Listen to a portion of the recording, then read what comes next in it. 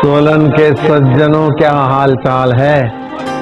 मौज में हो भाई? यहाँ आप भी मौज में हो? ठीक ठाक हो? बैठो। मैं आशाराम बापू हूँ। हरि हो नारायण हरि। बाबा आपको कौन नहीं जाने? सोलन के मैदान में रेलगाड़ी चलेगी सत्संगियों के बीच। नजीक से आऊंगा, मिलूंगा तुमसे। हरि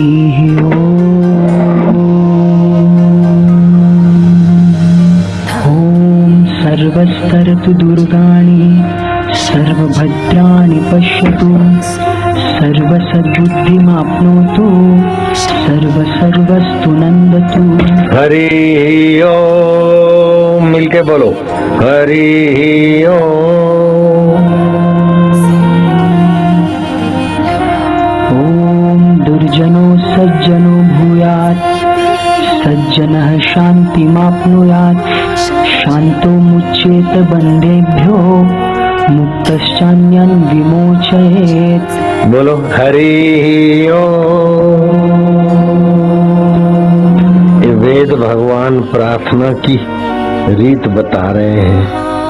ये ऐसा है, वो ऐसा है नहीं।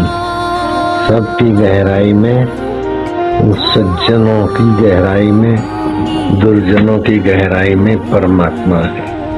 गीजर की गहराई में भी वो लाइट और फ्रिज की गहराई में भी वो लाइट। इसीलिए मूल तत्व पर नजर डालो और सद्भावना बढ़ाओ। दुर्जन को देखकर अपना दिल दुर्जन से भिड़ने का मत करो। दुर्जन सज्जन हो और सज्जनों को सज्जनता में रुकना नहीं है। सज्जनों को शांति प्राप्त हो और जिनको शांति प्राप्त हुई है वो शांति के अवस्था में न रहे। शांति एक अवस्था है। जो शांति को जानता है वो परमात्मा को पहचाने। शांतो मुच्चित बंधे देव। शांत व्यक्ति बंधन से मुक्त हो। शांति का भी बंधन नहीं, अशांति का भी बंधन नहीं, जन्म का बंधन नहीं, मृत्यु का बंधन नहीं, क्योंकि आत्मा मुक्त है। मुक्त आत्मा का ज्ञान पाने के लिए मनुष्य जीवन हुआ है। इसलिए वेद भगवान बताते हैं कि दुर्जनों सज्जनों भूयात। बोलो तो दुर्जनों सज्जनों भूयात। सज्जन शांति माप्नुयात। सज्जनों को आत्म शांति प्राप्त हो। शांतो मुचित बंधे व्य। शांत मुक्त बंधन हो। मुक्तस्य अन्य विमोक्षयेत्। मुक्त पुरुष अन्य को मोक्ष के प्रसाद से पावन करे। कैसी ऊंची भावना है भगवान वेद की। मनुष्य जीवन मुक्त आत्मा होने के लिए हुआ है। बच्चे पैदा किया, पैसे इकट्ठा किया, मकान बनाया और छोड़ के मर जाने के लिए मनुष्य जीवन नहीं है। अथवा उठा के ले जाने के लिए मनुष्य जीवन नहीं है। मनुष्य जीवन है मुक्त आत्मा होने के लिए, बंधनों से पार होने के लिए। दुख आवे हमको दुखी बना के चला जाए तो हम दुख के बंधन में पड़ गए। सुख आवे वो हमको विकारों में गिरा के प्रलोभन में चला जाए तो हमारी तो जिंदगी दो पैसे की हो गई। भगवान कहते हैं श्री कृष्ण, सुखम वा यदि वा दुखम। सुखद अवस्था आ जाए चाहे दुखद अवस्था आ जाए, स योगी परमो मता। सुख को जानने वाले और दुख को जानने वाले, मुझ आत्मा से जो जुड़ जाता है वो परम योगी है। सुख आता है मन में, दुख भी आता है मन में, लेकिन मन में जो सुख दुख आता है उसको जानने वाला तो मेरा आत्मा है। मैं सुखी दुखी हूँ चाहे नहीं हूँ, काहे को सुखी दुखी होकर नीचे गिरना। बीमारी आती है शरीर में, तंदुरुस्ती आती है शरीर में, बीमारी तंदुरुस्ती आती जाती, उसको जानने वाला तो नित्य आत्मा है मेरा। हरि ओम ओम ओम ओम ओम ओम ओम ओम ओम ओम हरि ओम ओम शक्ति, ओम ओम भक्ति, ओम ओम प्रीति, ओम ओम आनंद, ओम ओम प्रभु जी। सुख भी स्वप्न, दुख भी स्वप्न, उसको जानने वाला आत्मा परमात्मा अपना। मृत्यु के समय भी डरना नहीं, क्योंकि हमारी मृत्यु नहीं होती, मृत्यु होती है शरीर की। हम तो मरने के बाद भी रहते हैं, तभी तो तीसरा मनाते हैं, 12वां मनाते हैं, श्राद्ध करते हैं, तो हम थोड़ी नाश होते, तो शरीर बदलता है, हम तो आत्मा है। तो मृत्यु के समय मृत्यु का भय नहीं हो, लेकिन मृत्यु जिसकी नहीं होती है उस आत्मा परमात्मा का स्मरण हो, ओम ओम, तो उसकी मृत्यु भी दुर्गति से रक्षा कर लेगी। कोई पड़ोस में मर जाए तो और कुछ न कर सको तो केवल तुलसी के सूखी लकड़ियां अपने घर में तुलसी लगा दो। तुलसी की सूखी लकड़ी को मृतक व्यक्ति के मुंह पर, आंखों पर रखे अथवा उसको अग्नि संस्कार करे, तो घास फूस के साथ तुलसी की लकड़ी से अग्नि संस्कार करो तो मृतक व्यक्ति को नीच योनि नहीं मिलेगी, नरक में नहीं जाएगा। कितनी सुंदर व्यवस्था भगवान ने किया है और सत्संग के द्वारा समझ में आती है। मैं तो सोलन समिति वालों को 10 बार धन्यवाद दूंगा कि समय की कमी होने पर भी सोलन में ऐसा उन्होंने कुछ किया मंत्र प्रार्थना कि कल एकांत निवास में भी बहुत लोग आए थे दूर दूर से, सत्संग मिला। आज भी सत्संग मिल रहा है। सत्संग तो भगवान शिव जी पार्वती को अगस्त ऋषि के आश्रम में सत्संग सुनने को ले जाते थे और भगवान राम सीता जी को वशिष्ठ गुरु के आश्रम में सत्संग के लिए ले जाते थे। और 14 साल का जब वनवास हुआ तो भरद्वाज आश्रम, अत्रि आश्रम, अंगिरा आश्रम, सती अनुसया आश्रम, जहाँ जहाँ सत्संगी संत पुरुष होते वहाँ सीता जी, राम जी, लखन जी जाते थे। तुमको घर बैठे सत्संग मिल रहा है। जीवन में अगर सत्संग नहीं है तो वो व्यक्ति पशु से भी बेकार है। पशु को बेटे बेटी की शादी की चिंता नहीं होती, महंगाई की तकलीफ नहीं होती, रात को सपने नहीं आते कि सुबह क्या करेंगे क्या खाएंगे। फिर भी पशु पशु है। गाय गाली नहीं देती, पक्षी झूठ नहीं बोलते, दीवार चोरी नहीं करती, लेकिन वो वहीं के वहीं है।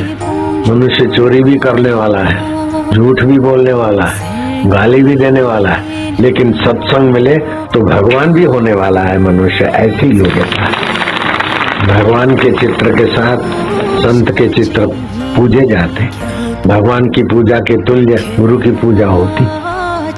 अरे भगवान भी अवतार लेते तो गुरु के चेले बनते। ऐसी योग्यता भी तो है और वो योग्यता निखरती है सत्संग से।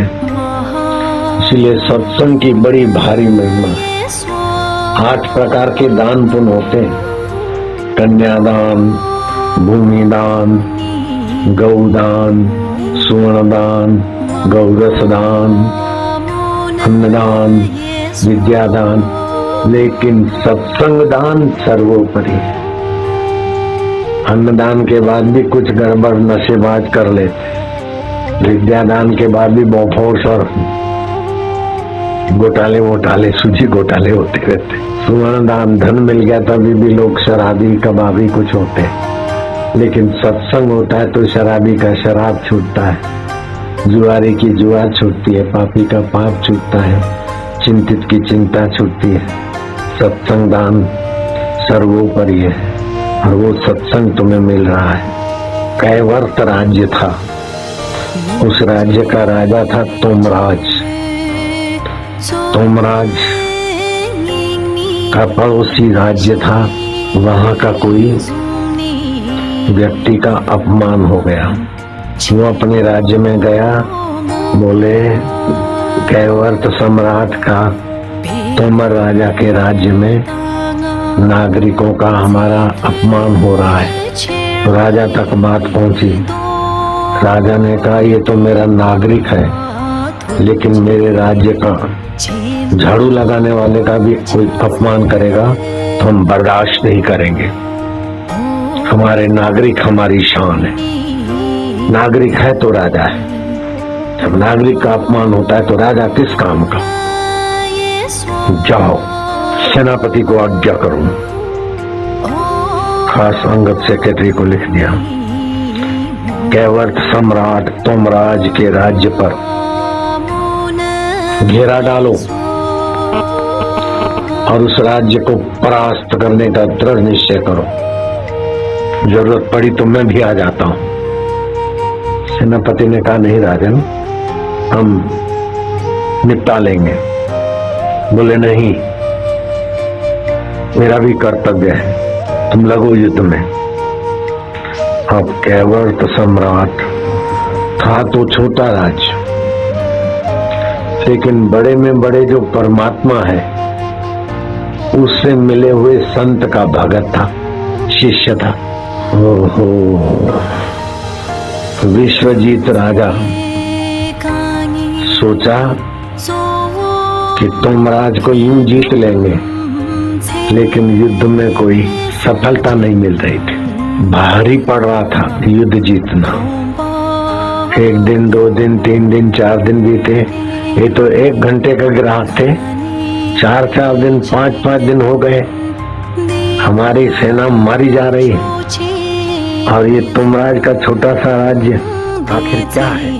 कुछ भी करो, हमारे नागरिक के अपमान का बदला उस राज्य की मिट्टी पलित करने से ही होगा। और तो कुछ कर नहीं पाए, लेकिन एक संत तुमराज राज्य का, कैवर्त सम्राट तुमराज का नागरिक संत, जिनका नाम था देवलास जी। देवलास जी संत आदमी है, तो वहां से गुजरे तो विश्वजीत ने के सैनिकों ने उनको जासूसी गुनाह में पकड़ लिया और विश्वजीत राजा ने शत्रु राज्य का है गुस्साए, बोले इनको फांसी की सजा दी जाएगी। अब वो संत को तो पता भी नहीं था कि यहाँ से गुजरना है नहीं गुजरना है। जासूसी तो थी नहीं, लेकिन शत्रु राज्य का है ना, और उसको हम जीत नहीं सकते हैं। तो चलो, उनके एक आदमी को भी फांसी दे के अपना जेलसी का परिचय दे रहा था। नाम तो था विश्वजीत, लेकिन भीतर से हारा हुआ था, क्रोध के आगे, द्वेष के आगे, अहंकार के आगे। नाम विश्वजीत। विश्वजीत तो वो है जो सत्संग के द्वारा विकारों को हरा दे। बाकी तो विश्वजीत कई पैदा होके मर गए। कैवर्त राज्य के लोगों ने सुना कि हमारे संत देवलाश्व जी बंदी बन गए, उनको फांसी की सजा सुना दी। लोगों ने खाना पीना छोड़ दिया, उपवास करने लग गए, जप करने लगे, हे भगवान कुछ भी हो तुम्हारे प्यारे संत, निर्दोष संत। लोगों की पुकार और सम्राट के कान बात गई, वापिस सुन रहा है। कैवर्त सम्राट शांत हो गया। अब क्या करे। और जब कोई मुसीबत आती है, अपना बलबूते से मुसीबत बड़ी हटाई नहीं जा सके, तो किसी न किसी बलवान की शरण लेनी चाहिए। चाहे गैर समझूती से मुसीबत वापस बना लेते हैं, तो सब मुसीबत की वही दवाई एकांत में, चलो भाई नहीं। जिसको भी मानते हैं तो अपने से श्रेष्ठ मानते हैं, समर्थ मानते हैं, जिसकी भी शरण है, मनी मन उनको प्रार्थना करें। ये सद्गुण था सम्राट में। सम्राट तो रजोगुणी होते, लेकिन ये रजोगुणी सम्राट भी, अब मैं क्या करूं, मेरे देश का संत, निर्दोष संत, चाहे दोष वो मान ले जासूसी का, लेकिन हमारे देश के संत, उनके देश के नागरिक का अपमान हुआ तो वो हमारे देश पर चढ़ाई करते, और हमारे देश के संत को उन्होंने पकड़ लिया। हम क्या करें प्रभु। एक सुबह अनजान व्यक्ति पहुंचा विश्वजीत के राज दरबार में। मैं पड़ोसी देश का संदेशा ले आया हूँ, केवर्त सम्राट तोमराज का। अच्छा, वो तो छोटा सा राज्य है, अभी तक लोहा ले रहा है, तो क्या उसने हार मान ली? बोले नहीं, हार तो नहीं मानी उन्होंने और हारेंगे भी नहीं, लेकिन उस राज्य के संत को तुमने बंदी बना दिया है। सम्राट तोमराज ने कहा है कि 2 करोड़ स्वर्ण मुद्रा ले लो, लेकिन हमारे संत को रिहा कर दो। 2 करोड़, एक व्यक्ति के लिए 2 करोड़। बोले वो व्यक्ति नहीं है, विश्वात्मा है, परमात्मा से उनका मन जुड़ा हुआ है। उनके वाणी से लाखों लोगों को शांति मिलती, उनके दर्शन से लोग पुण्यात्मा होते हैं। वो संत है, देवलाश्व जी संत है। वो तो जासूसी के गुनाह में पकड़े गए, और शत्रु का जासूस चाहे संत हो, हम कैसे छोड़ सकते हैं? केवर्त सम्राट ने प्रार्थना भेजी है कि और जो भी कुछ आप शर्त रखें हमें कबूल है। 2 करोड़ स्वर्ण मुद्रा अगर कम लगे तो मैं अपना राज्य देने को भी चूकूंगा नहीं। हमारे राज्य के, हमारे देश के संत की हत्या हम बर्दाश्त नहीं करेंगे। विश्वजीत की आंखें फट गई। आखिर तो उस संत में क्या है? बोले संत है, उनके अज्ञान का अंत हो गया है। मैं शरीर हूँ और मैं जन्मता मरता हूँ, ये संसारी लोग मानते हैं। मैं आत्मा हूँ, अजन्मा हूँ, ऐसा ज्ञान हुआ है, अज्ञान का अंत हुआ है। ऐसे पुरुष के दर्शन से समाज का पुण्य बढ़ता है, और ऐसे पुरुष हैं तो हमारा छोटा सा राज्य भी आपके इतने बड़े चक्रवर्ती राज्य से लोहा लेने में सफल हो रहा है। संत का आशीर्वाद, संत का मार्गदर्शन, संत का कृपा प्रसाद, वो तो हमारे केवर्त सम्राट जानते हैं। तोमराज तो क्या 2 करोड़ सोने मुद्रा दे देंगे? तोमराज बोले हाँ। बोले उसका प्रमाण क्या है? तुम तो आगंतुक व्यक्ति हो, मैं कैसे विश्वास करूं? उस आगंतुक ने अपना दायां हाथ विश्वजीत सम्राट के नजीक कर दिया। चमचमाती अंगूठी में लिखा था केवर्त सम्राट तोमराज। विश्वजीत कूद कर नीचे उतरा और गले लगा कि सम्राट तुम अपने प्राणों की बाजी लगाकर सुबह सुबह अकेले नहीं हत्थे संत को रिहा करने की भीख मांगने आए हो। वास्तव में तुम संत की रिहा करने की भीख नहीं मांगने आए हो, तुमने मेरी आंखें खोल दी। अब युद्ध तो क्या होगा, तुम मुझे अपना मित्र बना लो।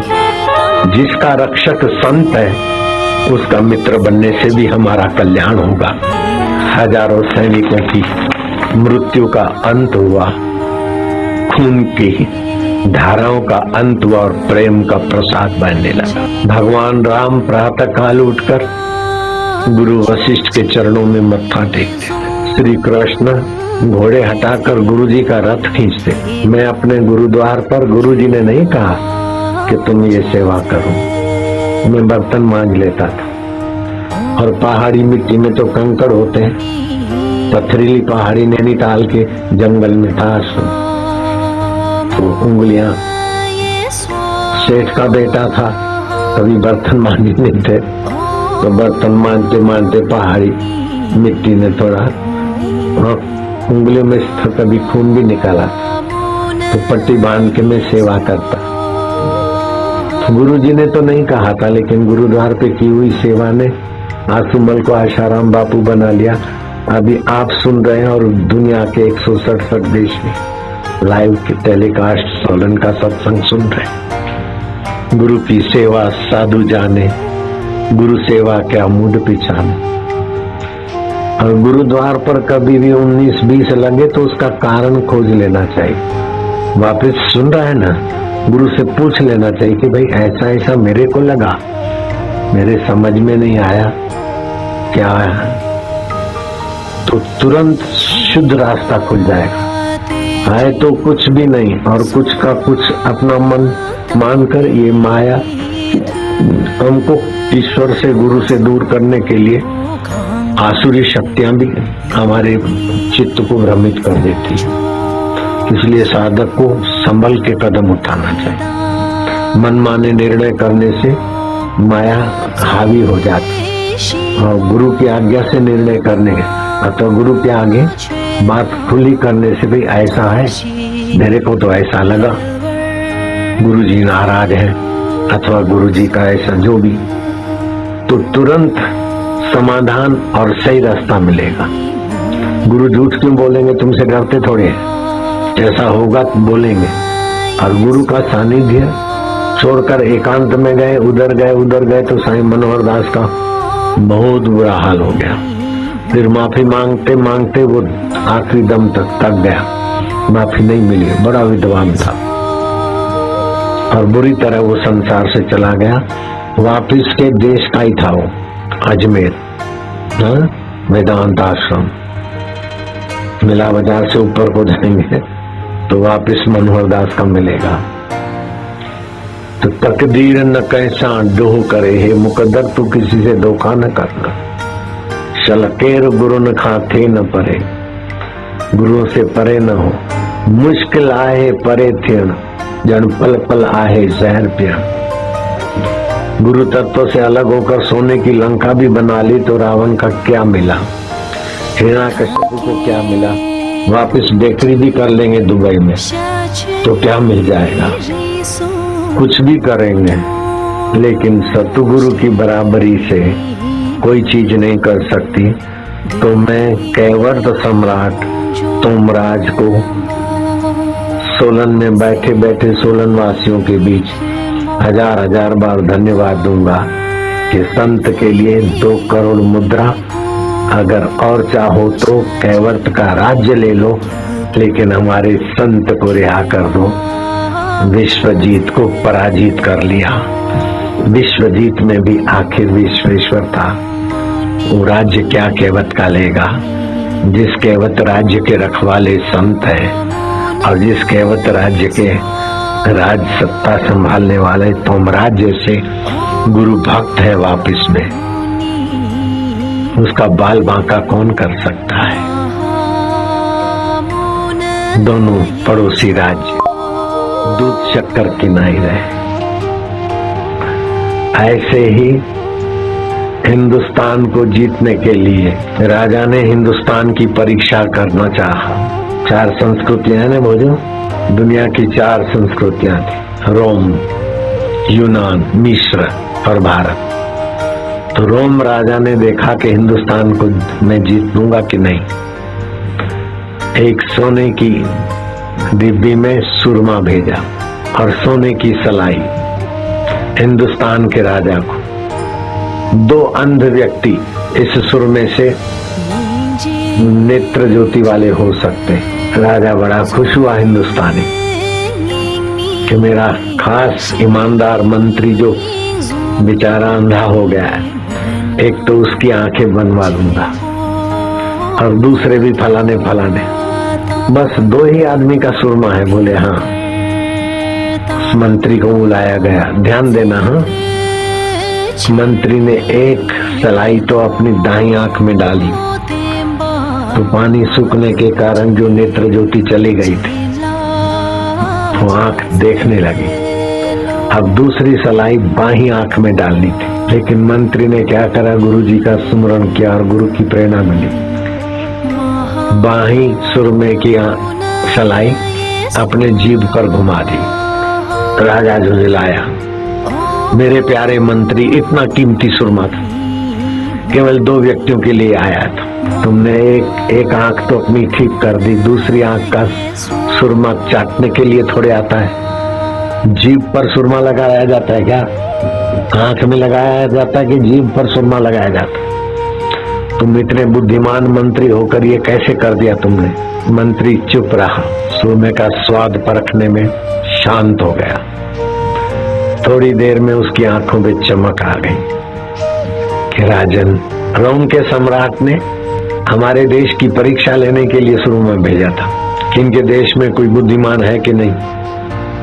अगर बुद्धिमान है और संतों से संपर्क वाले हैं तो उनको जीतना मुश्किल है। अगर संतों के संपर्क वाले नहीं हैं तो हिंदुस्तानियों को हम जीत लेंगे।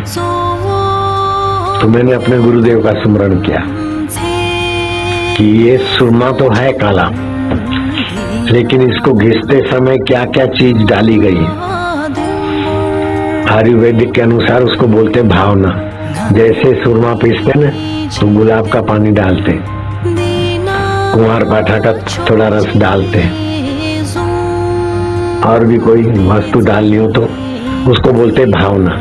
घिसते जाओ वो सूख जाए, फिर दूसरे दिन दूसरी चीज डालो, घिसते जाओ वो सूख जाए, तो असर उसमें आएगी। जैसे अपने यहाँ सुवर्ण मालती बनती है, वज्र रसायन बनती है, तो उसको भी कई चीजों की भावना मिश्रण देते हैं, बड़ा काम करती, बूढ़े को जवान बना देती। ऐसी औषधियां भी हैं। तो रोम के सम्राट ने जो सुरमा भेजा है, उस सुरमा में कौन सी वस्तु का भावना दी गई है वो मैंने जीवा पर रखकर जान लिया है। और जो सुरमा लाया उसको कहा कि 2 आदमी के लिए भेजा हुआ रोम सम्राट ने सुरमा, उनको धन्यवाद, ठीक है ना। अब हम 2 दिन के बाद आपको पूरी डब्बी भर के देंगे। 50 आदमी 100 आदमी जितने लगाएंगे उनको नेत्र आ जाएंगे, और जब चाहिए तब मंगवा लेना। राजन, मुझे फार्मूला का पता चल गया है। वो जलजीरा बनाते, तुमको फार्मूला नहीं है, नहीं तो जलजीरा का फार्मूला हो तो लोग तो घर बैठे बना ले। जलजीरा में क्या क्या डालते हैं? बोले एक तो जीरा डालते, दूसरा नमक डालते हैं, तीसरा सोडा खाद डालते हैं, और क्या डालते? बोले पुदीना डालते होंगे, ये करते होंगे। कितना डालते? बोले पता नहीं, बना बनाया ले लो। अब 40 रुपए का लिया, घर में बनाओ तो 20 रुपए में पड़ेगा, 18 में, लेकिन फार्मूला नहीं है। लेकिन ये फार्मूला तो और बढ़िया थी। मैं भोजो तो मुझे ज्ञात हो गया जब रोम का दूत रोम नरेश को बोला कि उन्होंने तो चखा सुरमा, और क्या क्या उसमें भावना दी गई है, क्या क्या स्वाद आ रहा था। गुलाब का रस तो उसने, गुलाब का पानी तो बोल दिया, कुंवार पाठा बोल दिया, और भी कुछ और शब्द बोल दिया है। जिस देश में संत के भक्त मंत्री हो, जिस देश में संत हो, तो उनकी तो सूक्ष्म दृष्टि होती है। ऐसे हिंदुस्तान पर चढ़ाई करके मैं अपना रोम राज्य खोना नहीं चाहता हूँ। अब हिंदुस्तानी राजा को मित्रता का संदेशा दिया कि आप और हम मित्र देश बनकर रहे हैं। हम आपको जीतने के इरादे से सुरमा भेजा था परीक्षा के लिए। तो ऐसे ही चाणक्य के मार्गदर्शन में राजा ने तो छक्के छुड़ा दिए सबके, चंद्रगुप्त ने। और जब सब हार के गए और चंद्रगुप्त सुव्यवस्थित हुआ, तो गुरुजी कहते हैं कि मैंने यहाँ आते समय तुम्हारे राजकोष में अपनी अमानत जमा कराई थी, मुझे मेरी अमानत वापस दिलाओ। गुरुजी क्या अमानत है? बोले एक कंबल था ध्यान करने वाला, और एक मेरा करमंडलू था। अब मैं एकांत में जाऊंगा और 1 माइल तक एरिया में कोई नहीं आएगा, तुम भी आओगे तो फिर अनुमति लेकर। एकांत से जो आत्मा की शक्तियां विकसित होती है, वो हा हा ही करने वाले क्या जाने। तो हम आपके सोलन में 10 तारीख रात को आ गए थे और चले गए कमरे में, तो लोग इंतजार कर करके 10-11 बजे वापस चले गए। 10 तारीख रात को अंदर गए, 11 तारीख सुबह दोपहर को निकले। कल 11 तारीख शाम को लोग आए तो हम मिले, लेकिन फिर 11 तारीख रात गए तो जो भी कुछ करना था, तो एकांत कमरे में भगवत ध्यान करने से आपकी अंतरात्मा की शक्तियां जागृत होती। और पहाड़ी इलाके में हिमालय है, ये तो हिमाचल हिमालय, यहाँ तो ध्यान भजन में जल्दी बरकत आती। मैं तो सोलन के आश्रम में ज्यादा रहूं, लेकिन लोग बहुत आ जाते हैं, जो नीचे आते हैं आपस में बातें करते, शोरगुल करते, इसलिए जाने को सोच रहा हूँ। अगर मुझे कोई शोरगुल ना करे तो मैं तो बहुत दिन इधर रहूं। अरे वैसा सत्संग कर लूँ बस, छुट्टी, दिन भर वहां लोग पड़े रहे बैठे रहे तो फिर मेरे को दूसरी जगह जाना पड़ता है। तो आपको खास बात ये समझनी चाहिए कि आदमी दुखी कब होता है, विफल कौन होता है? जो सुख की आशा से जीता है, जो अपने स्वार्थ से जीता है, जिसके जीवन में दान नहीं है, पुण्य नहीं है, परोपकार नहीं है, और मैं सुखी हो जाऊं, वो आदमी विफल रहेगा। जयराम जी के केवल अपने सुख के लिए बेटी सोचेगी तो ससुराल में दुखी होगी, मायके में भी दुखी रहेगी। माँ भी अपने सुख को सोचेगी तो घर नरक हो जाएगा। बाप भी अपने सुख को ही सोचेगा तो घर अच्छा नहीं चलेगा। विफल वे लोग होते हैं घर में, समाज में, जो सेवा के भाव से रहित होकर खाली सुखी होना चाहते, वे बुरी तरह विफल होते रहते। सुख लेने की चीज नहीं, सुख देने की चीज। मान लेने की चीज नहीं, मान देने की चीज है। तो वो व्यक्ति विफल रहते हैं जो सुख की आशा में भटकते फिरते हैं। न उनमें सेवा होती है, न प्रेम होता है। सुख का लोलुप व्यक्ति सेवा का महत्व नहीं जानता है, और निर्दोषता से प्रेम आता है। सुख की लोलुपता आदमी को दोषी बना देती है, स्वार्थी बना देती है, कपटी बना देती है। लेकिन माँ बच्चे से सुख लेना नहीं चाहती, बच्चे को सुखी करना चाहती। तो बच्चा तो सुखी होता है, लेकिन सुखी करने वाली माँ भी तो सुखी हो जाती है। अब बच्चा मुझे सुख दे और बच्चा सोचे माँ मुझे सुख दे, दोनों परेशान हो जाएंगे। माँ बच्चे को सुखी करने में लगती है, और बच्चे की ही चिंखारियां माँ को सुखी कर देती। गुरु शिष्य का भला चाहता है। गुरु अगर शिष्य से सुखी होना चाहे तो गुरु भी परेशान, शिष्य भी परेशान। गुरु शिष्यों को सुखी करना चाहता है, चाहे यात्रा का परिश्रम हो चाहे कुछ हो। शिष्य मुझे सुखी करें ऐसा नहीं, शिष्यों को सुखी करना चाहते। तो शिष्य तो सुखी होते हैं बालक, लेकिन उनके सुख में गुरु भी तो भागीदार हो जाते, गुरु भी सुखी होते। हमारे साधक प्रसन्न है, उन्नत है। आते ही मुझसे हाल चाल पूछा, तुम प्रसन्न रहो। और तुम्हारी प्रसन्नता देखकर मुझे भी तो फायदा हुआ, नहीं हुआ?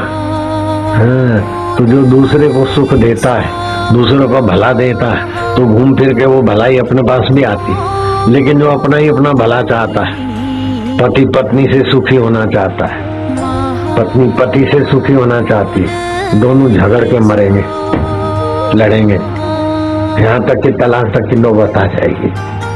लेकिन नहीं, पति देव है।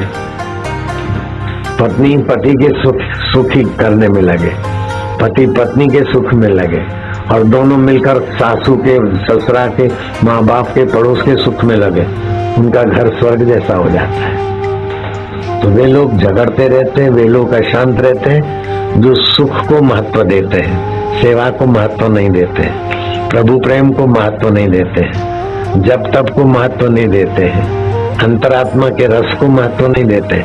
बाहर से सुखी होना चाहते हैं, वो बाहर भी परेशान, अंदर भी परेशान। सेवा के बिना कोई भौतिक उन्नति टिक नहीं सकती और विकास नहीं होता, और प्रेम के बिना वास्तविक जीवन का रस नहीं मिलता। जो दुखी आदमी है उसके अंदर त्याग का बल नहीं है तो उसका दुख नहीं मिटेगा। दुखी आदमी में त्याग का बल जब तक नहीं आएगा तब तक उसका दुख नहीं मिटेगा, और सुखी आदमी में सेवा का बल जब तक नहीं आएगा तब तक उसका सुख आनंद में नहीं बदलेगा, सुख स्थिर नहीं होगा। सुखी आदमी में सेवा का बल आना चाहिए। जो दूसरे को दुखी करके सुखी होना चाहता है उसको बड़े भारी दुख के लिए कुदरत घसीट लेती है। ये ब्रह्मा जी भी करे तो भी, चक्रवर्ती राजा करे, प्रधानमंत्री करे, कोई भी करे। कोई एक व्यक्ति था जिसको झींगा खाने का शौक था, और झींगा खाए तो झींगे तो तड़प तड़प के दुखी होकर मरे। अब वो व्यक्ति बेचारा स्वयं दुखी होकर मरने की कगार पे है। बड़ा मशहूर आदमी है, बहुत बड़ा मशहूर आदमी, लेकिन झींगे तड़पे तो तड़पे, लेकिन मैं जरा मजा लूं। अब वही झींगों की तड़प उसी को तड़पा रही। सुन नहीं सकता, याद नहीं कर सकता, चल नहीं सकता, दौड़ नहीं सकता, बैठ नहीं सकता, कोई बिठावे कोई उठावे। वो बड़ा आदमी था, बहुत बड़ा, समझ रहे हो? है जो आप अपने सुख के लिए किसी को तकलीफ में डाल देते हैं तो खबरदार, जब तकलीफ आवे तब मत रोना। अभी किसी को तकलीफ में डालकर सुखी होना चाहते हो, अभी रो कि मैं बड़े भारी दुख को बुला रहा हूं। चाहे पत्नी को, पति को, पड़ोसी को, नौकर को, किसी को भी आप तकलीफ में डालकर सुखी होना चाहते, उसी समय सिर पीटो के मैं बड़ा भारी दुख में खाई में गिरने का रास्ता बना रहा हूं। अगर आप अपने को कष्ट देकर भी किसी का दुख मिटा रहे हो तो नाचो, मेरा उज्जवल भविष्य है, दुखारी भगवान की कृपा है, मुझे सेवा मिल गई, मुझे कष्ट। स्वयं सेवक जो लगते हैं, ऋषि प्रसाद के, लोक कल्याण के आश्रम के सेवादारी जो सेवा करते हैं, उनको मैं तो शाबाशी नहीं दे पाता हूँ, कितने सारे सेवादारियों को दूंगा, लेकिन वो जो सेवा करते हैं उनके हृदय में जो आनंद आता है, जो सफलताएं आती। अब ये बलराम भैया है, भौंसी से आए, खड़े हो जाओ, इनको माइक दोगे ना तो ये आपका अनुभव बताएंगे, आप दंग रह जाएंगे। दिल्ली में अपना आश्रम है, रिज में, आश्रम के पीछे फॉरेस्ट का जंगल है, वहाँ 6-7 गाय चराते थे, 6-7 गाय से गुजारा करते थे, लेकिन फिर भी थोड़ी सेवा वेवा थी। तो अभी क्या कर रहे हैं अब वही बताएंगे, खुद ही अपना अनुभव बताएंगे। हरिओम जी। मेरा नाम बलराम है। मेरा नाम बलराम, जिला गुड़गांव, गांव भौंसी से हूँ। मैं पहले करौलबाग आश्रम के पीछे गाय चराता था, मात्र मेरे पास 6 और 7 गायें थी। लेकिन जब से मैंने गुरुदेव के आश्रम में जाके गुरुदेव से दीक्षा ली, आज मैं गुरुदेव की कृपा से बिल्डर्स का काम करता हूँ, प्रॉपर्टी का काम करता हूँ और हजारों भिखारियों को भोजन कराने का गुरुदेव की कृपा से सामर्थ्य रखता हूँ। हरि सेवा का लाभ मिलता है, हजारों लोग भोजन करो, लाखों रुपए अच्छे काम में लगो, चाहे 10 लाख 50 लाख लग जाए सत्संग में, लोग खाएं पिए सत्संग करें। अभी वहां से गुड़गांव से भागे भागे इधर आए, सत्संग से जो पुण्य होता है इनको पता है। तुलसीदास जी कहते हैं, एक घड़ी आधी घड़ी आधी में पुनियाद, तुलसी संगत साधकी हरे कोटि अपराध। ये सोलन समिति वालों के भी तो भाग्य है, कैसे भी करके पहाड़ों में बना लिया, आते सलाम जाते सलाम, बिना प्रोग्राम के सोलन वाले ले प्रोग्राम। बढ़िया एकांत जगह है इस